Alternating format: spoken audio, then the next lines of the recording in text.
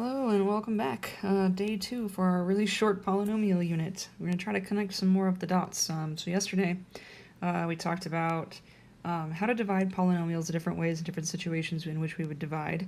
And we said if a polynomial was to divide evenly into another, that made it a factor of that polynomial.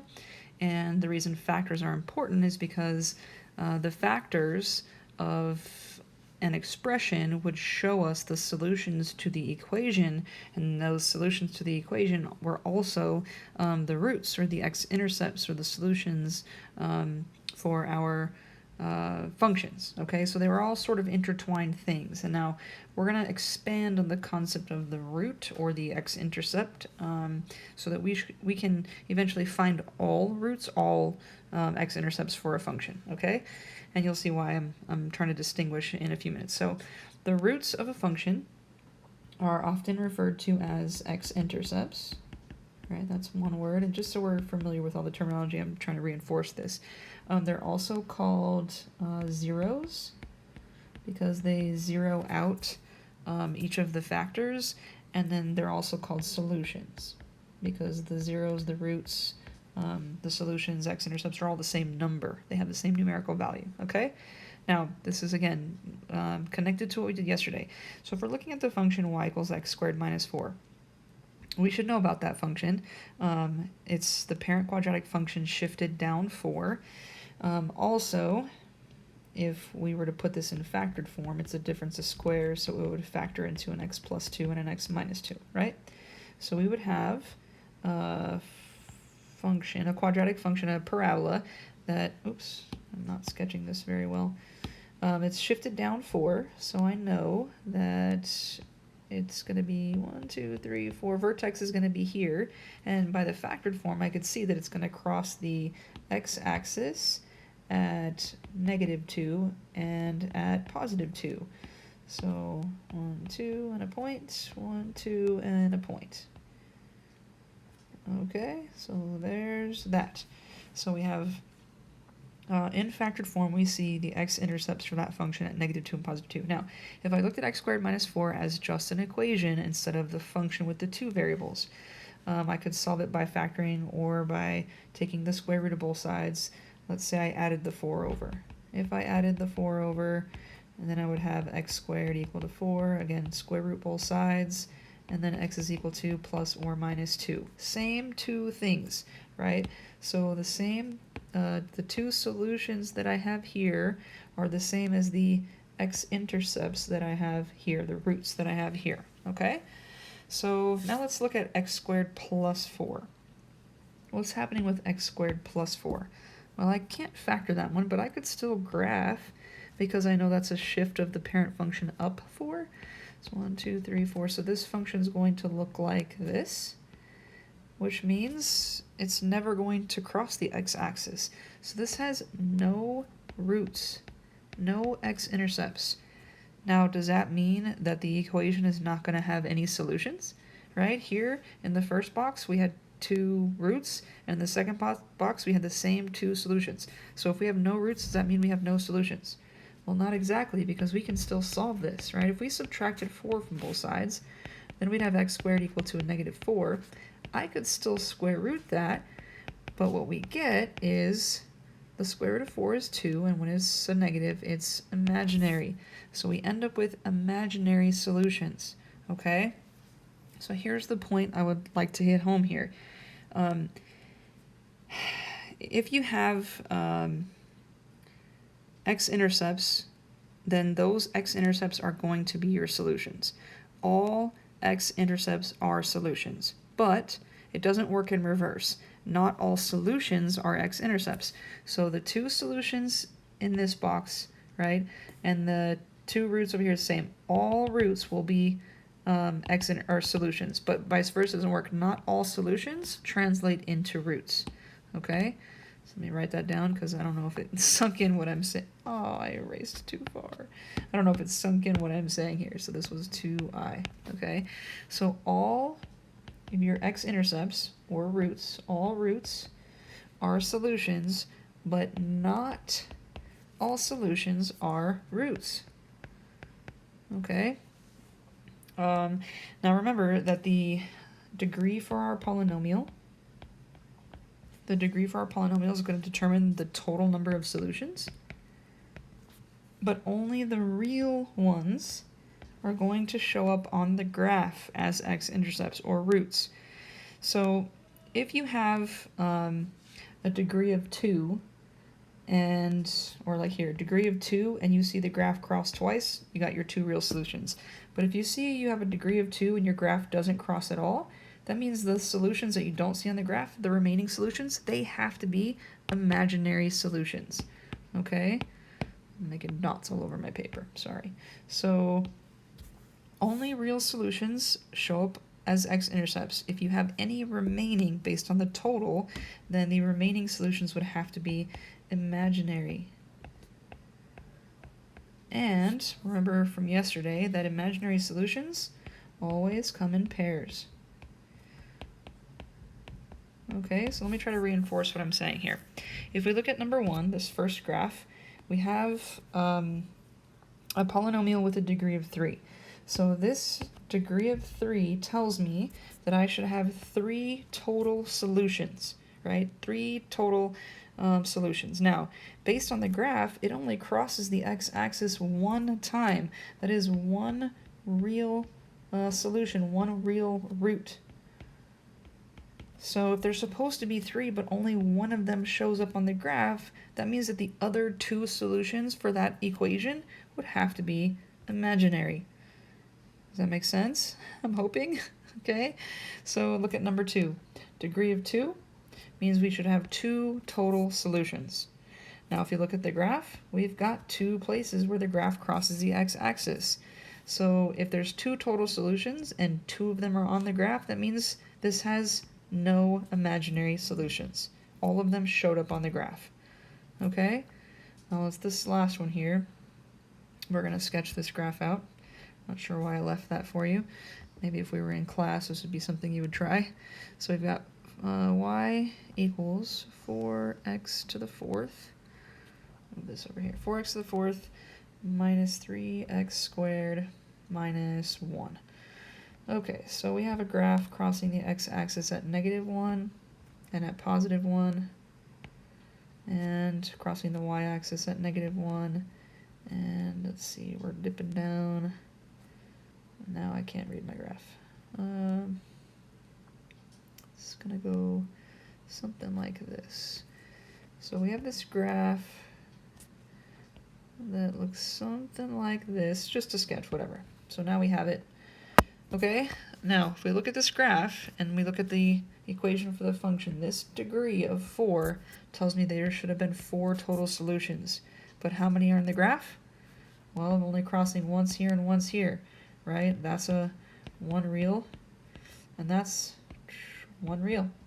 So if only 2 of them are showing up in the graph, what does that mean about the other 2 solutions? Well, then the other 2 solutions would have to be imaginary, okay? That's real, and that's real. Anything you can see on the graph is real. Anything that's not in there, hiding, that's imaginary, okay? So now let's look at this situation. If we look at this situation, we have a cubic function, and now I put this cubic function in 2 different forms. This is the standard form for the cubic function, and this is the factored form for the cubic function. It's the same function, just in 2 different forms, okay? So same function, 2 different forms, graphed for you. Now look at the graph.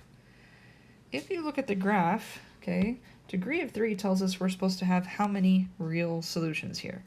Well, we're supposed to have 3, but on the graph, what's happening? 1 here, 1 here. That looks like 2 real solutions, right? But is it possible to have 2 real solutions? Maybe, but in this case, is it possible? Well, if there's supposed to be 3 total and 2 of them are real, that would leave 1 to be imaginary. Is it possible to have 1 imaginary solution? Not possible, because imaginary solutions, they have to be in pairs. It's not possible to have an odd number of imaginary solutions. So what's going on here is something called multiplicities. We have multiplicities of roots that we have to understand, and then you'll recognize the behavior on the graph, and then this will hopefully make sense. The multiplicity The multiplicity of a real root is describing the number of times the root occurs as either a factor of the function or a solution to the equation. How many times does it happen? And what the number of times the solution happens, it affects the behavior of the graph at the root. It affects the behavior of the graph at the root.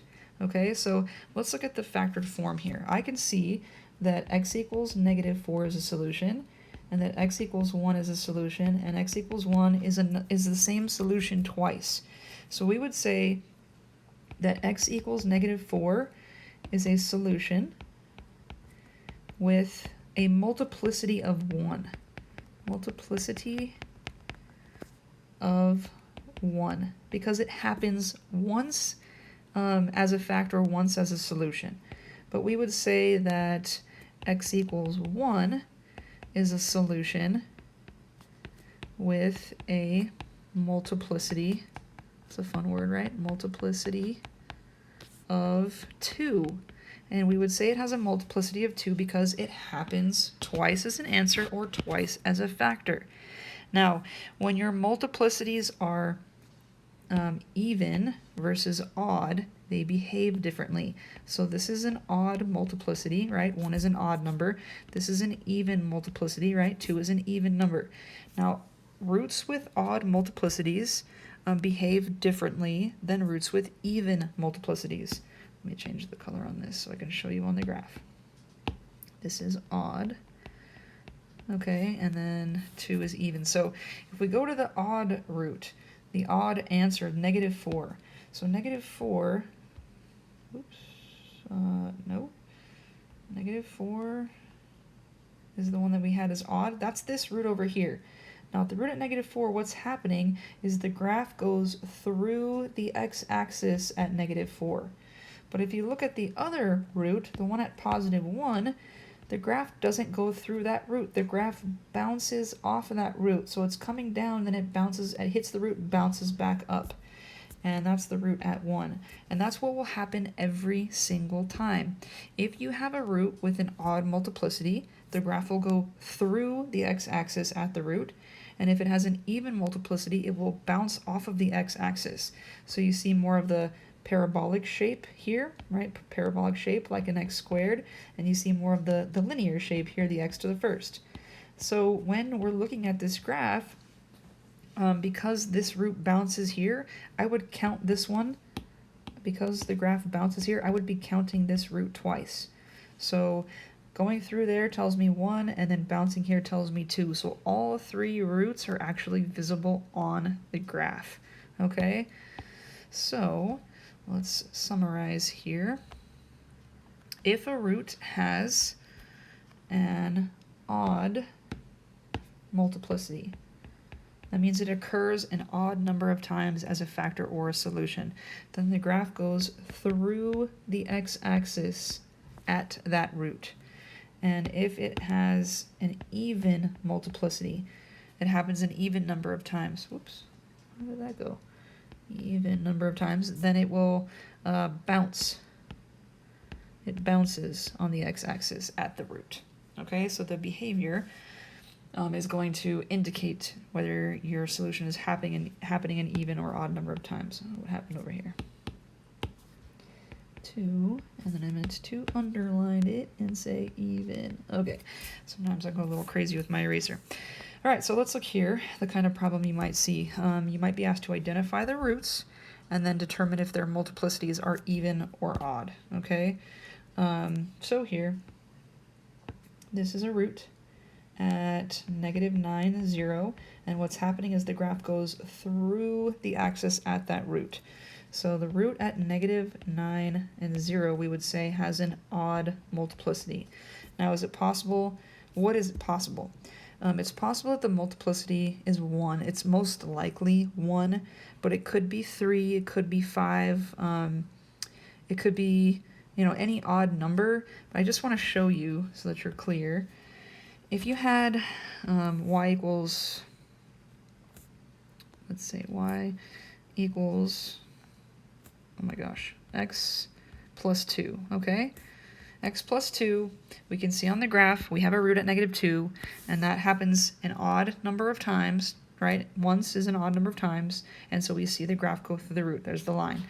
Now if we change this odd power to a 3, it still goes through the root, but you see how it goes slower through the root? And then if we change that odd power to a 5, it still goes through, but even slower. So your multiplicity, again, it's always going to go through if it's odd. Is the more times you have it happening, the slower it's going to go through that root. So it's still going through, it's just slow. So usually when it goes straight through without any kind of a bend, it's going to be a multiplicity of 1. And if you see more of a bend there, then it's probably a 3 or 5 or something bigger, okay? So that's going to be an odd root. We've got another root here at, let's see, that's 2, at 2, 0. And what's happening is it's not going through. This graph is coming up, it hits the root, and then it bounces back down. So that bounce tells me that the root at 2, 0, has an even multiplicity. And then I would guess that it's a multiplicity of 2, although it could be a 4 or 6, and the same kind of thing happens. Okay, let me use this example here. If we had this happening twice, we see the bounce. If we make it happen 4 times, then the bounce is a little slower. If we make it happen 6 times, it's even flatter, right? Slower. So the wider that bounce is, it's the higher the power is, the higher the multiplicity is, but even in any case because it bounces. Okay? And then the last one, we have a root here, and that is at 7. And the graph is going through the x-axis. So that tells me that the root at 7, again, has an odd multiplicity, likely an x to the first. So a possible equation.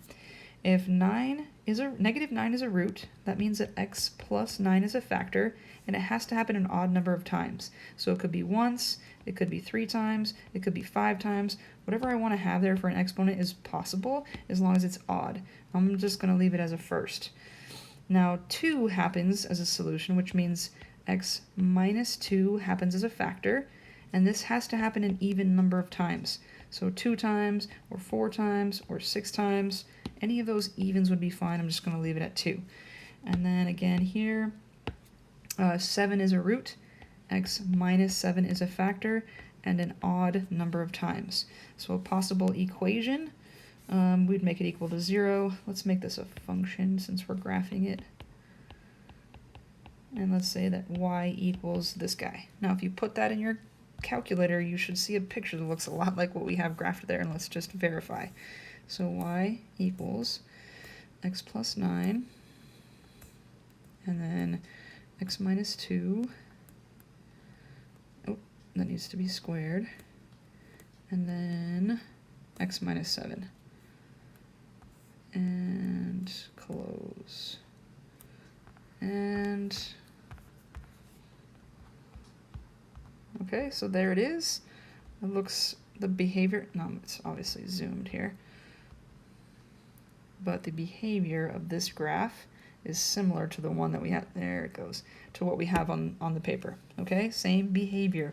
It goes through, it bounces, it goes through, okay?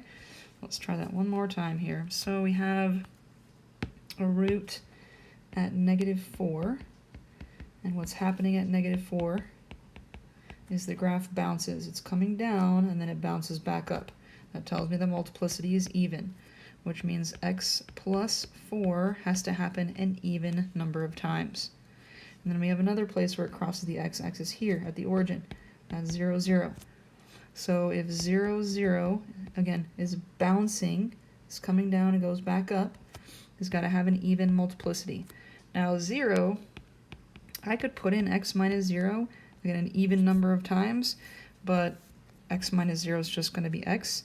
So I'm going to need an x plus 4 squared, and I can just put in, I'm going to put it in front, it's a little weird there. I'm going to put in x squared here, okay? And then lastly, we've got a root here at 5, 0, and this one is going through the x-axis. So if 5 is a root going through an odd number of times, then x minus 5 is a factor an odd number of times. So I'm going to put my x minus 5 here, And let's call it a function. And there it is. And again, you could put it in Desmos and verify that that function has the same behavior as the one that's on the paper. Okay? And there it is for the week. Make sure you're working on that quiz that's due tomorrow. And as always, if